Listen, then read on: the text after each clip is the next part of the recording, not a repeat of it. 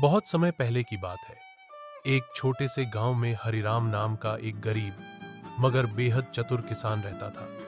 उसका जीवन सादा था, लेकिन दिमाग तेज और बुद्धि में कोई उसका मुकाबला नहीं कर सकता था। उसके पास ज्यादा खेत नहीं थे, सिर्फ एक छोटा सा टुकड़ा जमीन और एक गाय थी जो उसका सबसे बड़ा सहारा थी।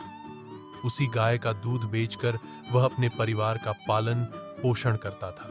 गांव में एक जमींदार भी रहता था जो बहुत लालची और अहंकारी था। उसे लगता था कि गांव के सभी गरीब किसान उसके अधीन हैं और वह जो चाहे कर सकता है। एक दिन जमींदार ने देखा कि हरिराम की गाय उसके खेत के पास चर रही थी। उसे बहाना मिल गया। उसने हरिराम को बुलाया और कहा, तेरी गाय मेरी जमीन पर चरती है, इसका मतलब वह मेरी है। अब से वह गाय मेरी हुई। हरिराम ने शांति से कहा, ठीक है जमींदार जी, लेकिन इस पर गांव की पंचायत फैसला करेगी। अगले दिन गांव की चौपाल पर पंचायत बैठी। गांव के बुजुर्ग, मुखिया और कई लोग इकट्ठा हुए। जमींदार ने घमंड से कहा, हरिराम की गाय मेरी जमीन पर चरती है, इसलिए वह मेरी हो गई। जो मेरी जमीन का उपयोग करेगा उसका हक मुझ पर होगा।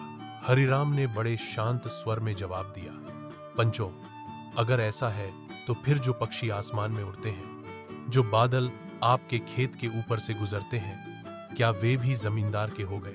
मेरी गाय सिर्फ चरती है, लेकिन वह मेरे घर में रहती है, मेरे हाथों से दूध देती है और मेरी आवाज पर दौड़कर आती है। क्या सिर्फ जमीन पर चरने से उसका मालिकाना हक बदल सकता है? पंच कुछ देर सोच में पड़ गए। फिर पंचायत के मुखिया ने गहरी सांस लेकर कहा, जमींदार की बात में तर्क नहीं है। चरना तो पशु का स्वाभाविक अधिकार है।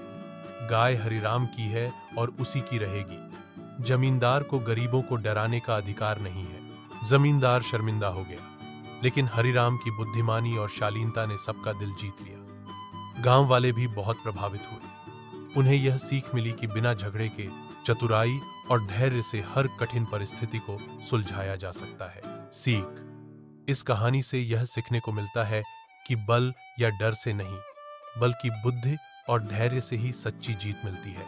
हरिराम जैसे चतुर किसान की तरह हमें भी कठिन समय में समझदारी से काम लेना चाहिए।